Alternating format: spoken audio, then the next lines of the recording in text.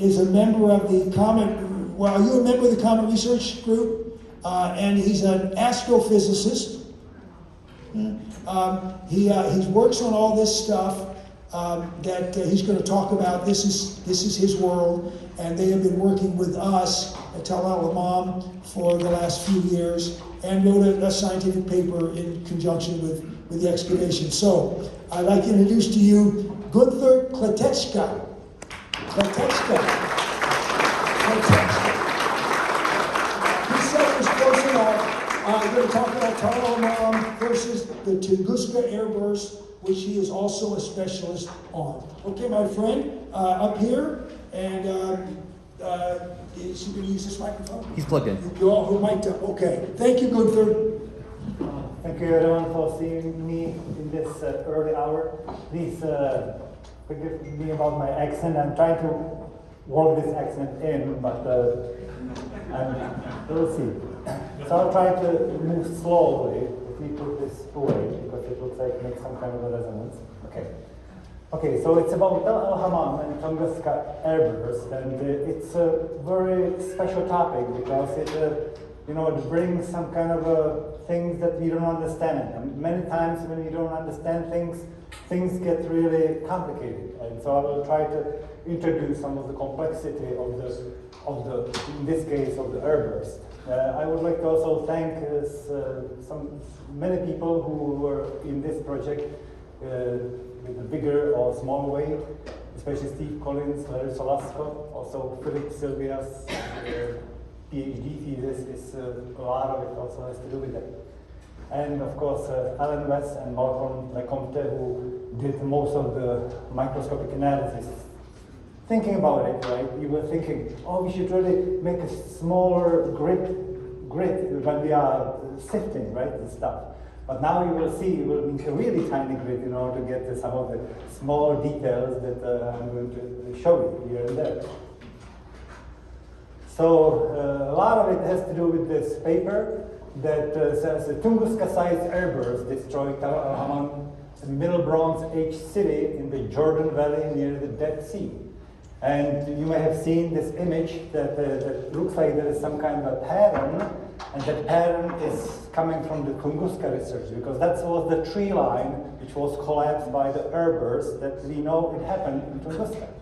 And there is many parallels, and up front I say that Tunguska, we don't really know what's going on, which means we also may not know what is going on in el-Hammam. Anyway, sky events and biblical time. Like all of us, we are thinking, why are we here? What do we do here? And, when we are implementing a lot of this research, we are thinking, do we need law of nature to understand what God's created? Can we assume that God can break the laws of nature? And so I'm working on the assumption, so I'm trying to fit in laws of nature whenever it's possible. A lot of things, when we are talking about the sky things, has to do with the gravity, right? Because if there's no gravity, there will be no impact, right? Because there will be no attracting force. And the gravity force is very special because it's very far-reaching, right? We know that the Earth's gravity it's felt very far away from the Earth.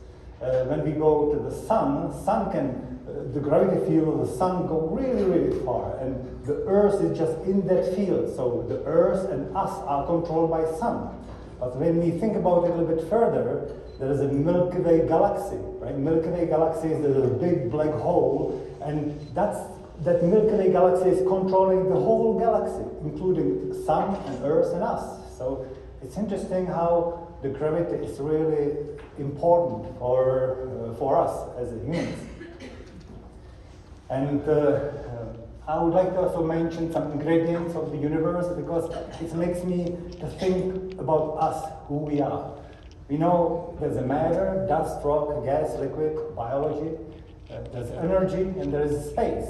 And there was this guy, Albert Einstein, who said, hey, we can simplify the thing a little bit. The energy and mass is the same thing, right? So if you go to the weight and weight yourself, you could think about the calories or joules instead of kilograms or pounds.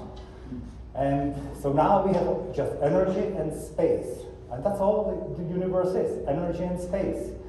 And the cosmology says that universe has a positive energy, which is held apart by the negative energy, and those two energies are equal.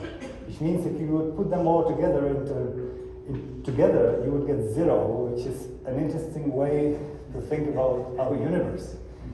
And the question is, I didn't talk about time at all, because time is an important parameter. And so I see time as a memory of our universe. We have our brains, right? And we use our brain for our imagination and, how to go forward, how to think about the beautiful things, bad things, everything. And that if you think about the brain is kind of the entropy is really low, right? The entropy means that there's so many connections that make sense, which is in a way, I have a very big respect of our brain. Anyway, that was just the introduction. And I'm kind of I like to do many things, and I like to connect different fields. And that may be just some of the recent papers that I published has to do with the impact here in Santa Fe, where Santa Fe there was discovered there's a large shadow cones which were a result of a very huge impact. And that impact created a lot of shock quartz, a lot of minerals, and the material was just suffered by this impact energy. What I want to say that this specific impact may have happened at a similar time as there was so-called Edicarian, when there was the explosion of microbiological life, which was followed by Cambrian explosion. And so there was a very special time, and my kind of specialty is magnetism. So I always try to apply magnetism to figure out what's going on. And in this case, we were able to detect there was some plasma doing that was completely demagnetizing the rock, which was previously magnetized by the Earth. Then, going from that kind of large crater, we figured out that we can also use the similar principles like we use for rocks on human brain. And so I was working with a doctor, and we were actually showing that we are able to see similar characteristic in our brain using the working on the neural cells and the so-called ferritin crystals that are accumulating near the synapses, and showed that there is a very interesting memory relationship, that the way how the little tiny minerals in our brain are collecting the magnetic information from surrounding allows us to say something about how those synapses are working. And then the third one was thinking about the water on the moon, right? Because people are thinking, our next grandchildren will be actually living on the south pole of the moon. And so it's important to figure out if there's a water. And in that research, I figured out that I wasn't aware, but for a little bit, that our moon is going in and out from the geomagnetic tail of the Earth. The Earth has a big tail. I don't know the tail, but the Earth does, right?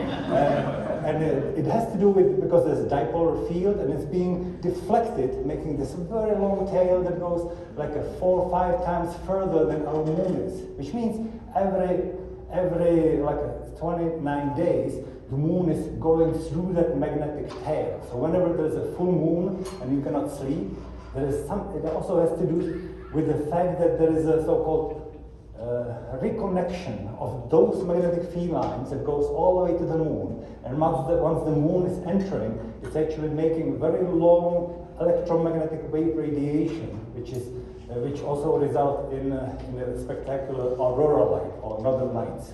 But that's when you think about all these things, then you come back to el-Hammam, right? Because it's a sky event, right?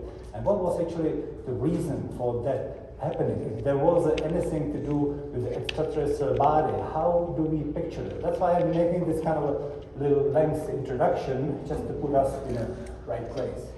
Here I chose this image of my beautiful wife preparing a tea. Now the reason why I chose this is that we all work with the pottery, with the shards, right? And the shards are very interesting material because it contains very beautiful distribution of magnetic oxides, like magnetite, hematite, perovskite. And so we were just having a tea, and so when you put the green tea inside your cup, it will become hot, right? But then when you are drinking it, it's cooling down at the same time. And this is very interesting process in terms of the magnetism. And you can now think about it also in your flask you are seeing in different excavation, because every time when there is a hot material which is cooling down, like in this cup, it's actually recording, because when the temperature is going down, all these tiny magnetic minerals that are embedded are actually, what's the magnetic field around me? What's the magnetic field? And even though the temperature is going like from, like say, 80 degrees C down to 30 degrees C, there's a specific grain size of material which is a recorder and can record whatever the magnetic spectrum at that time is.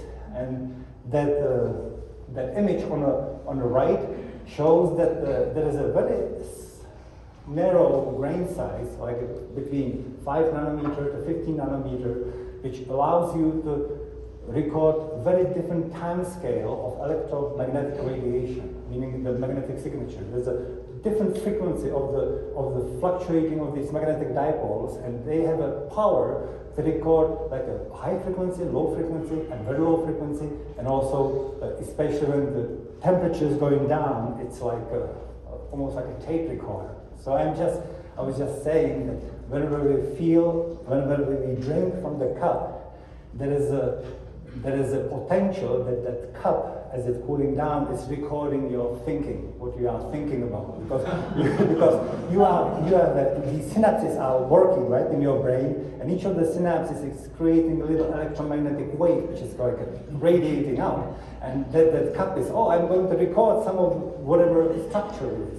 It's kind of like a future, because we don't have right now the sensitivity to do it, but in theory you should be able to do it, because there's a recording mechanism as a result of when the cup is cooling down. Okay, so now this is place where I've been. First time there was a 100-year anniversary when I went there, and we were the Discovery Channel, and I was at that time. It's still not clear what's going on, but back then I was thinking there is something called mirror matter. It's a kind of a special concept in physics that sometimes we know that there's a regular matter, there's some kind of dark matter out in the universe, and we've never seen dark matter. We know it's there, but we've never seen it. So I was thinking maybe Tunguska was some kind of a weird thing that part of dark matter went down there. Right? And because of that weird thought, the Discovery Channel invited me, please come to 100-year anniversary, we will be recording you if you can tell us about the dark matter reasoning for Tunguska. But then I went there several more times, and my thinking evolved, and I will tell you how. So about this image, the red line is the area where the forest collapsed as a result of the airburst. The yellow hut in the middle, that's where the epicenter is, and from the data, it looked like that the object had exploded about 8 kilometers above the ground. And the reason why they figured it out, because in that center area, the trees are still standing, but about a kilometer from the epicenter, all the trees are collapsed outward. And because the pressure wave was going straight down, so it was like a little sticks that you were not able to put them down. But once you were hitting those sticks from the side, they collapsed and made this very beautiful pattern. And there is this white line, and this basically when we were taking the boat and using the river to go all the way to the epicenter, and during the way we were collecting samples and so on.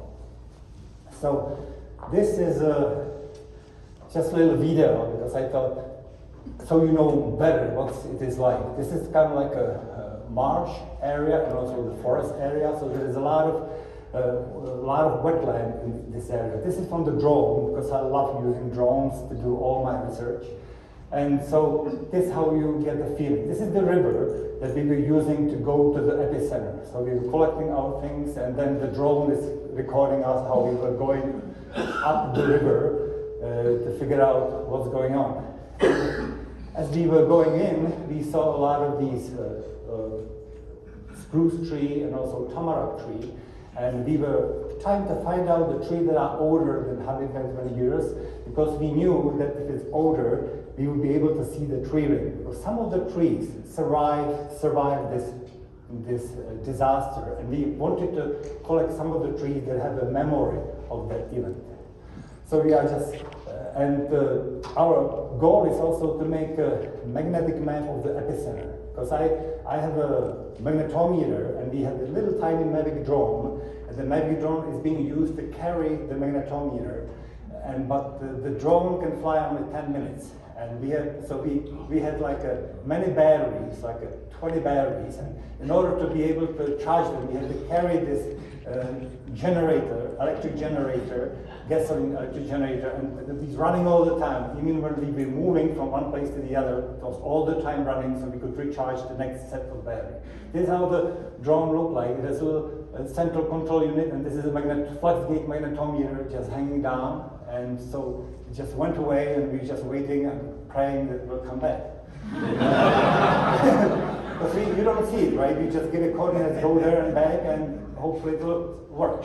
This is how it works. See, it has a little control unit, and there's a little cable to make sure that the sensor is far away, because the magnetic signature of the drone could make error readings for that magnetometer.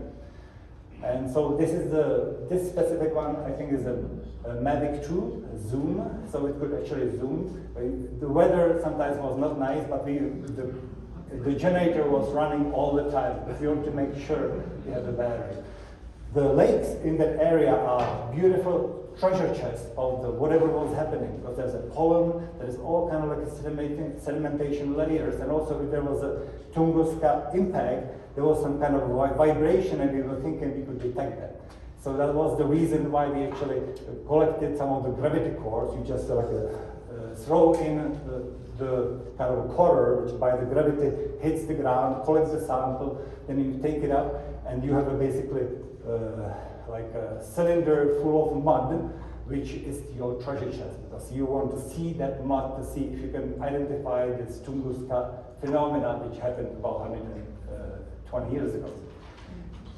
The way you basically push all the mud from this pipe, and as we are pushing like from the syringe, you are basically taking from the surface like every half centimeter, like you see it in here. So we are pushing it with the piston and then collecting into little samples to see if you can detect that specific phenomenon. I wonder if you could use the same approach like in el-Hammam, but this may be also the possibility. If you choose to use this. Okay. And one thing is the trees. As I said, that some of the trees have this record, and this tree looks like it's maybe older than 120. And so this is how you get the tree core from that without cutting the tree. So we prefer this area, but sometimes the Russians were not patient to do it. So we just cut the tree so we could collect the and so this is another like a drone image, and that's about that one of the expeditions. So we had the non-stop charging battery that complicated our motion, and we collected the magnetic map from this area. Well, let me try to just summarize so I can. I wonder what's the time? We're at 9:20, and you've got till 9:55. Okay. So Tunguska event, I try to summarize all things that are kind of related to it. And the reason why I think it's important, because we are seeing this parallel, right? Tunguska, el-Hammam, maybe it's similar. So when it happened, one of the things that struck me that the moon was like a new moon. Right there at the time of the Tunguska, the moon was just between the Earth and the Sun. Another thing that there was many eyewitnesses, including animal, plants, trees, lakes, geophysical instrumentation that all registered that event, so we know it's real. There was also events that preceded the Tunguska event, and so about 2 days before it happened, there was these white nights, and those white nights were lasting about 2 or 3 days after the event. So people like in Paris could read newspaper during the night. So it's kind of weird, and what it means that there must have been something away from the Earth's atmosphere, which was illuminated when the sun was like on the other side, was illuminating all these particles, and that's why you could see during the night. Sometimes they call it also nocticular clouds, or some material which is very high above the atmosphere. The other thing which was very interesting is that there was already some kind of a magnetic recording, and people in Germany was very excited watching the needle of the compass needle. So they were watching this, just the compass needle, to see if there is any kind of variation.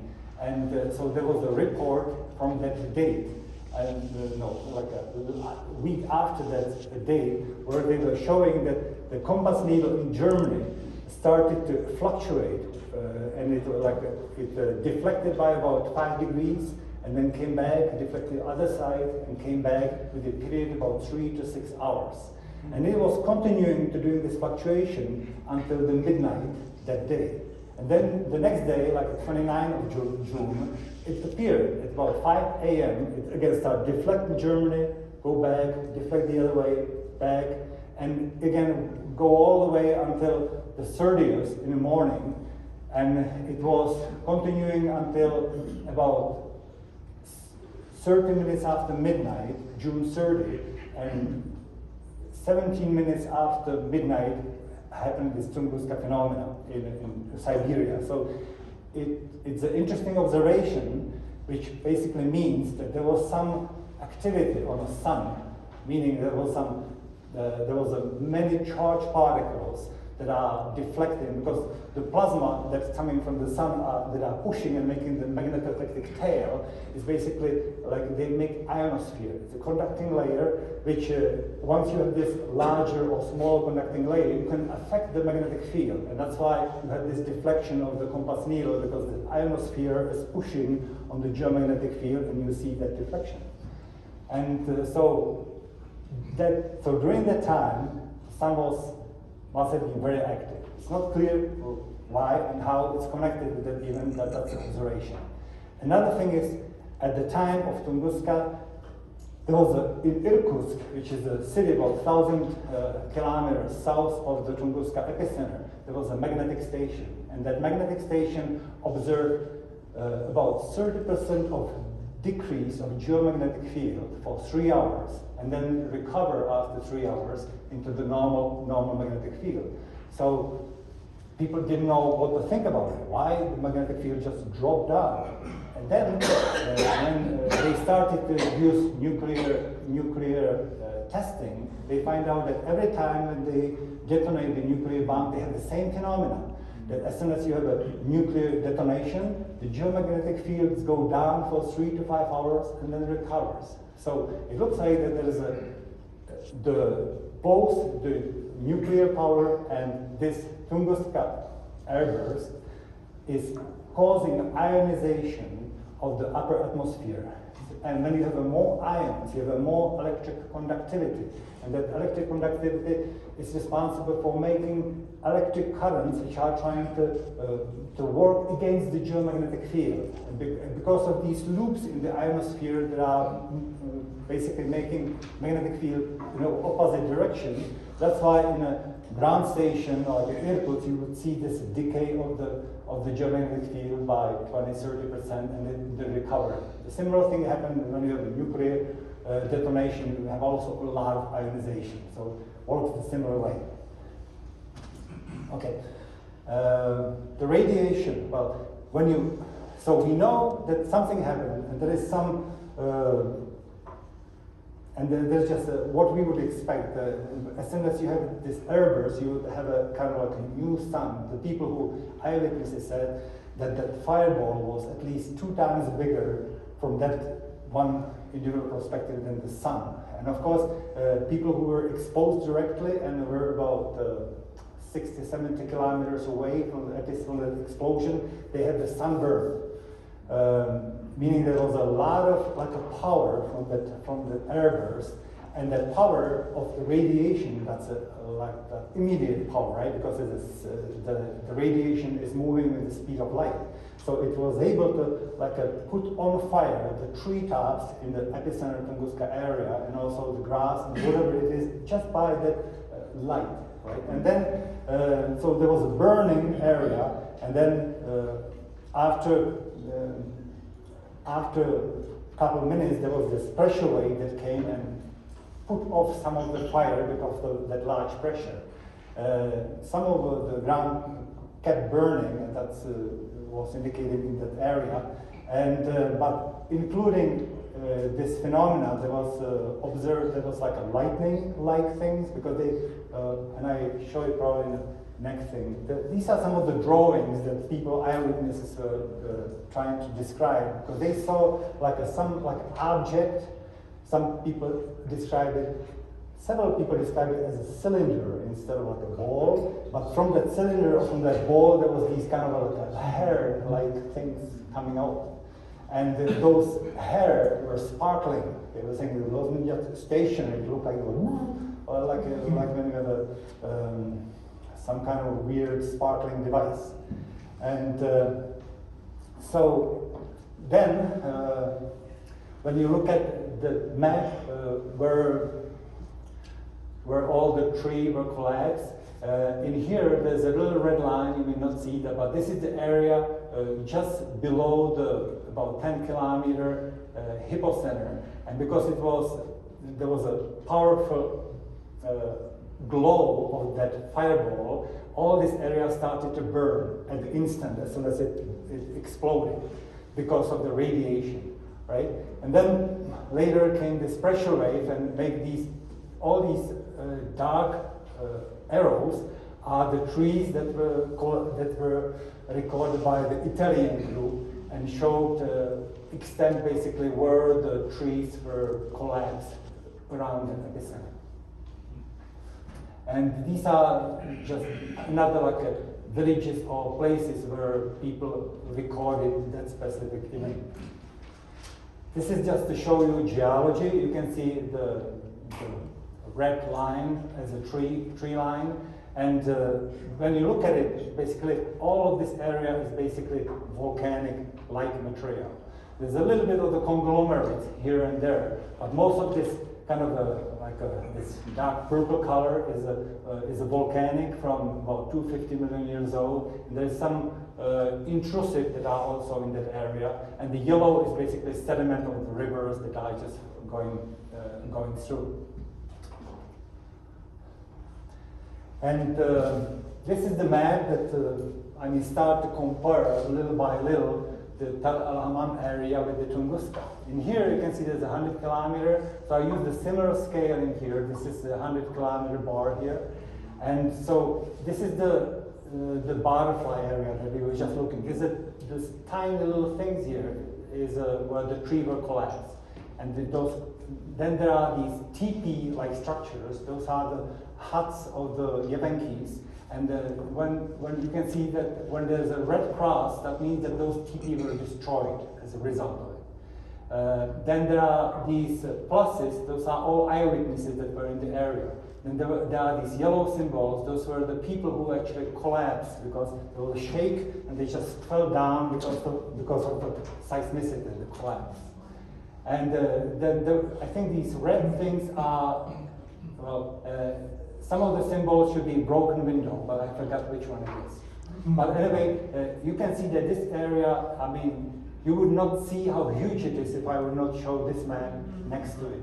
It's a large area. And so it's a similar thing like Tunguska would happen right here. The people would notice it over a large area.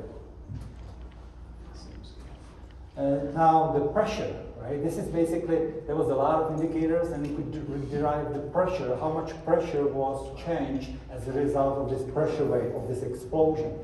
And the increase is about 20 to 30 kilopascal.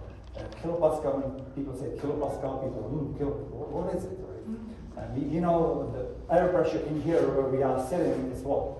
It's 1 atmosphere, and that sometimes called, well, in kilopascal, it's like a, what? Like 1,000 hectopascals would be 1 atmosphere. So this would be like 200 to 300 hectopascal, which means it's about 1/3 of the atmosphere. So you have about 1/3 of the atmosphere overpressure, which was responsible for making all these trees to, knock out and collapse. It doesn't sound like a lot because you think atmosphere is just an atmosphere. It doesn't feel like anything, right? But it's actually quite a big pressure. And so this overpressure caused all that destruction and all the seismicity that was radiating out as a result of this explosion. And now trees. And you saw that I was interested in trees. I wanted to collect a lot of trees. And so this is the 1908 tree ring. And you can see normally there's like a different pattern, and that has to do with the growing. When there's a spring, the tree grows really rapidly and has this very large cells.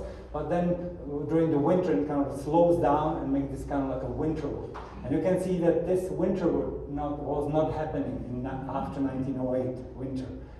And the reason was that the tree lost most of the foliage, meaning the needles, and suddenly did not have any energy. It was just suffering with whatever was left there and tried to survive. And that's the reason why there was no energy to create this kind of a wood structure for that ring. This tree, you can see, it survived because then it kind of recovered and started to grow normally. Because a lot of people are now playing with guns. Now I'm not talking about the gun, but I'm talking the XRF gun, the handheld kind of an XRF device, right? So, and since I got a couple of them, I thought I would just try to see and do a little bit of the scanning, how the tree looked like when you scanned the XRF over it. And what's interesting, this red line here is the Tunguska event. This is a tamarack that survived, and so it was about 100 some years old. And there's really tiny bugs which is enlarged using the kind of black and white microscopy, and you can see this is the damage layer which happened at the time of the impact. And but when I was running this XRF, I was surprised that I could see that there is this anomaly in calcium, magnesium, strontium, rubidium, right at that specific event. But then I noticed the same anomaly was happening when you run across the bark. And so we wrote a paper about it, and the way how we interpret it, because when you imagine you're a tree, right, and the tree is living only on the surface, inside the xylem is a dead tree. But just on the surface is where you have all these living things coming up and down, and that's where you have this anomaly in rubidium, strontium, because all these metals are important for the growth and for the structure proteins that are, when you want to make needles. But now you are happily growing, and now there's Tunguska, right? And so you are growing, and now suddenly there is a pressure coming towards you, right?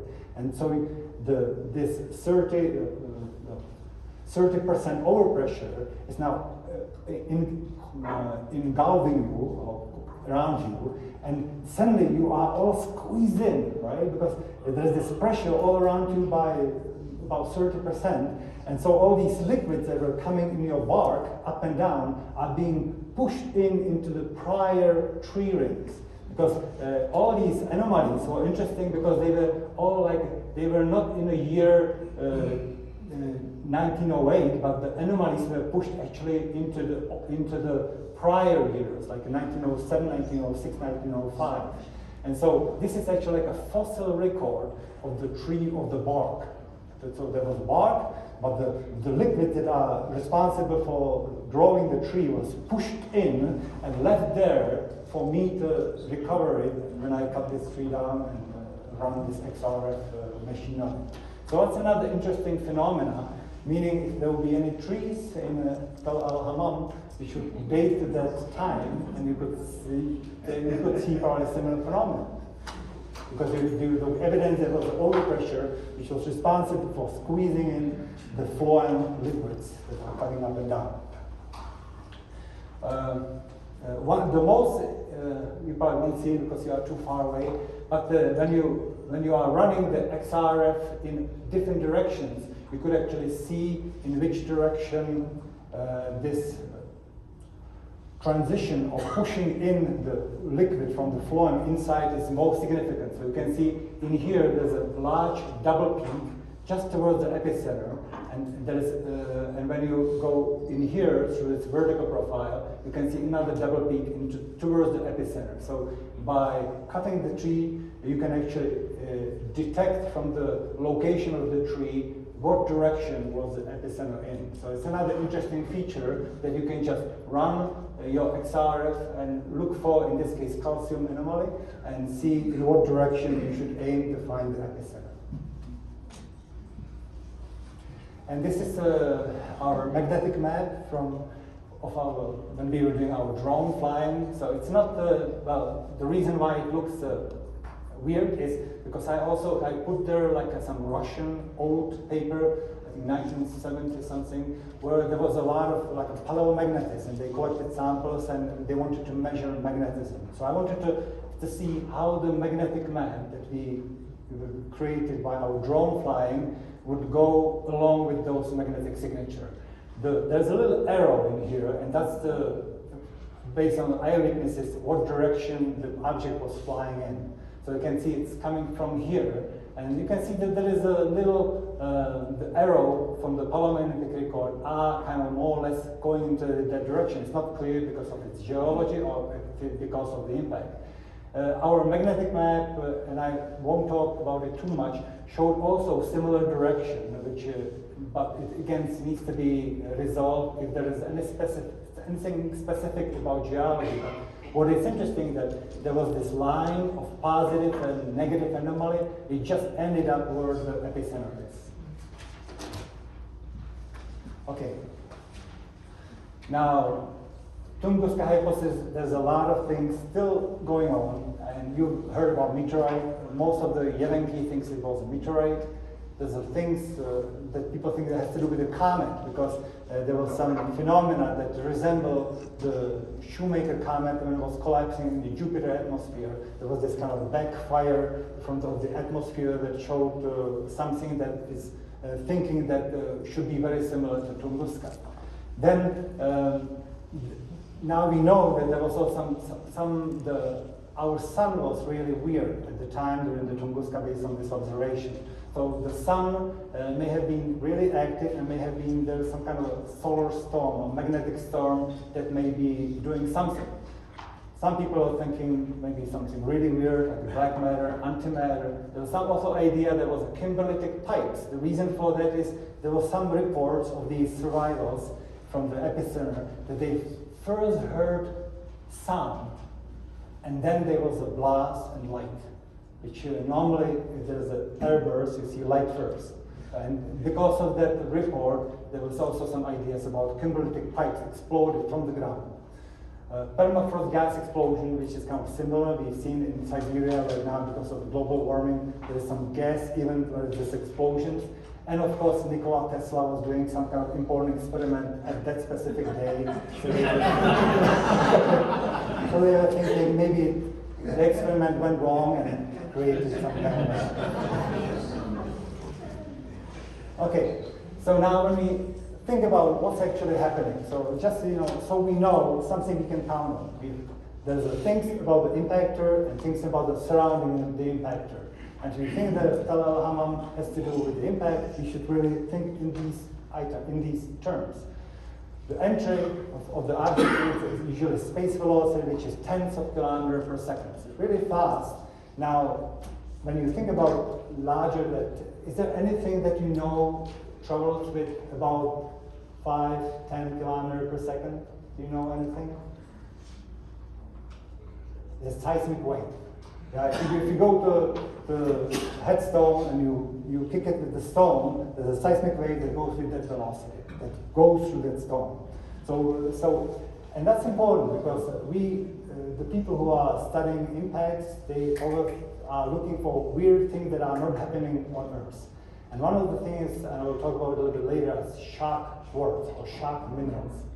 And so if you imagine that you are a mineral, right, and you are just sitting and waiting for stuff to happen, now suddenly there's an impactor which is going 20-30 kilometers per second. So there's a wave that you as a mineral don't have any way to transmit it through, right? Because you can only deal with 7 kilometers, 5 kilometers per second, which is the way how you can transmit the elastic energy from one point to the other. But once the speed is faster, the velocity is faster, then you have a little conundrum, right? What do I do, right? And as a result of it, you get these kind of planar deformation features, that there are little structures in that mineral that become molten at the moment, and there's amorphous quartz, and that we call it like a planar deformation features. So you can think about this velocity or the overpressure, which is a kind of similar thing. Well, the object is decelerating and collapsing, because normally when the object is moving through the space, there's a pressure on the leading side, and you become like a pancake a little bit, because there's a pressure here, but the back side of you wants to go forward, right? And because of this flattening, you start, if it's a solid object, you start cracking it, and as soon as you crack it, the high pressure goes in and fragments it, and the surface area is increasing, and that results in very anomalous deceleration, slowing down. However, you had this phenomenal speed, right? 20, 30, 50 kilometers per second. Meaning you have a lot of this kinetic energy, maybe also rotating energy. And as a result of this slowing down, both rotational as well as kinetic, you are transferring all this kinetic energy into the heat. And that's it's important, when you drive the car, don't drive too fast, because the speed is really important, what happened to you after you crash. Similar things with the meteorites. They are going really fast. When they slow down, there's a tremendous amount of heat. And basically, a fireball, which is creating radiation, but also it's expanding quite tremendously into space, and it creates some kind of like a vacuum effect. There's this kind of mushroom, because it's like sucking in all the material, because of the gas is really hot, right? Everything is now a gas, and it's spreading because of the high temperature, and it's sucking in every debris, because remember, everything was burning, right? Because of the light. And now all the burning stuff is now being sucked into the fireball and creating melt glass and all kinds of things that we are interested in. Impactor is also abraded. One thing, when you are collecting meteorites, there are these famous carbonaceous meteorite that people are always thinking, oh, this is contamination from it was heated up, you don't see an organic in it. But whenever meteorite is coming in, there's abrasion, which means you are losing the material faster than the heat can penetrate inside that projectile, which means that when the meteorite comes all the way to the Earth, it can be still in a frozen state, because the heat just, even though it was glowing, it was not able to heat it up. Plasma formation. Once you are... 10 minutes. Thank you. Oh, you are so good. Plasma formation. Radiation, material state changes. So, and also there are surrounding things that we have air ionization, sound generation, air heating, things, and let's go a little faster. So, one of the hypotheses has to do with the plasma. I just showed some images of there are some, we don't really understand sun, how the energy is being created. There's a lot of magnetic features that are not known. So it becomes like another hypothesis. So now we have Tunguska and el-Hammam to deal with, and there was a many findings that were published in this paper There's more than 10 of them. The evidence that we saw is kind of pointing out into that direction that this must have been something extraordinary that could be explained by the extraterrestrial event, some kind of collision. It's not clear if it's comet, meteorite, plasma, you don't know. One of the most significant findings are the tremendous amount of heating. Because some of the minerals that we find in some of these objects were heated to very high temperatures that you don't normally see. Another interesting thing is because this happened right where there's a Dead Sea, and Dead Sea is a large pool of water. And if you go back into that time, the Dead Sea was actually quite high. It was about where we was 15 or 20 meters higher than it is today.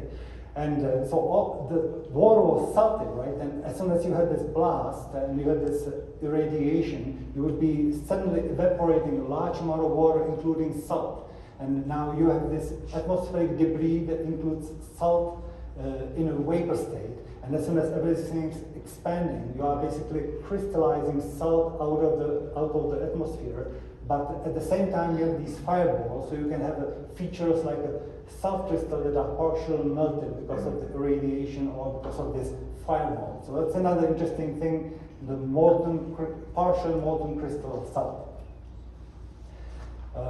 So I'll just show some of these things that there was a destruction in many stories of the palace in el-Hammam.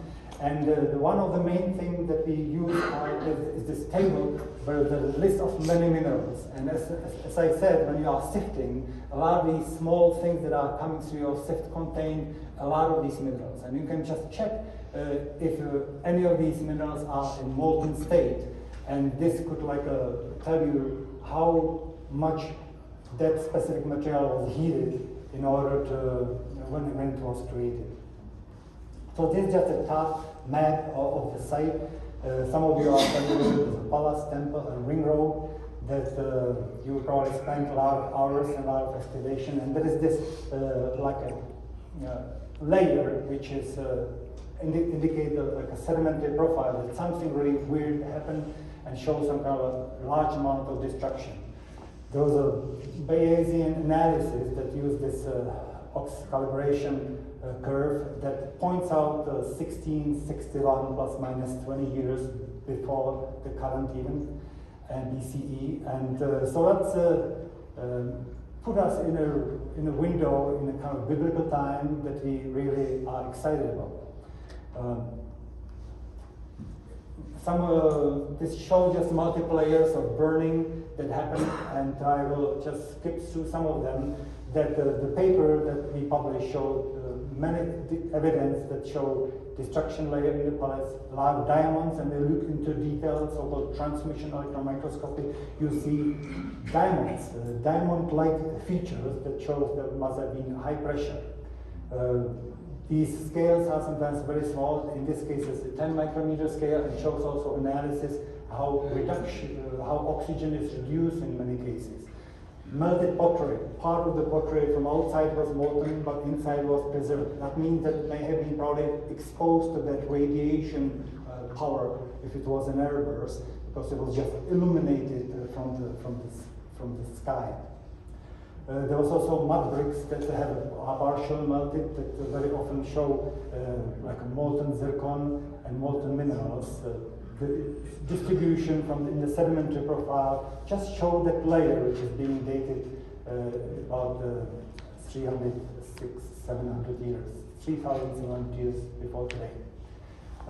Also, there was the structures on the roof that were identified because the roof was the one that was exposed to the tremendous amount of heat if it was airburst. And that's why some of the roof material was the one that created the minerals that were very high temperature indicators.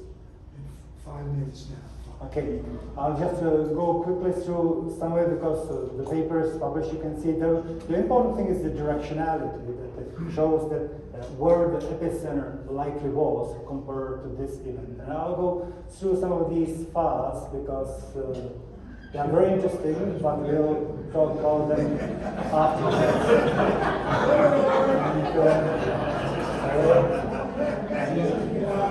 Those bones, human bones, that also show some of the melting incorporation, and I would like to show also the sultanate layer around this area and how different cities were around this area. And since we know that Tel el-Hammam was in that area where there was this pressure wave or the airburst, probably Jericho and the other cities were affected as well. And there's an indication based on the destruction layer dating that the Jericho and Tel el-Hammam are within the airbursts that could be actually affected with the similar event. And there's some comparison with stuff from the Tel el-Hammam with the Trinity atomic bomb test, and that's just because of the energy release. And we have this extent of the Tunguska over Tel el-Hammam. And one important thing that I would like to finish is that the level of this Dead Sea.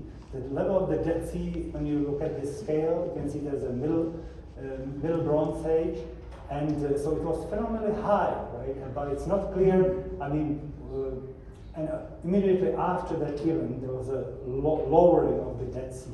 And so it's interesting to see if we could see anything in more details when we look at the sedimentary layers of the Dead Sea. And I just would like to show you this image, right, that shows you right here the middle Bronze Age and late Bronze Age. And you can see there is a transition, very fine sediment, and now suddenly you have this kind of much coarser sediment. So the information is there. It's just we need to collect in more detail, like a detailed sedimentary record, to look in more detail for some of these proxies that I showed. And that would like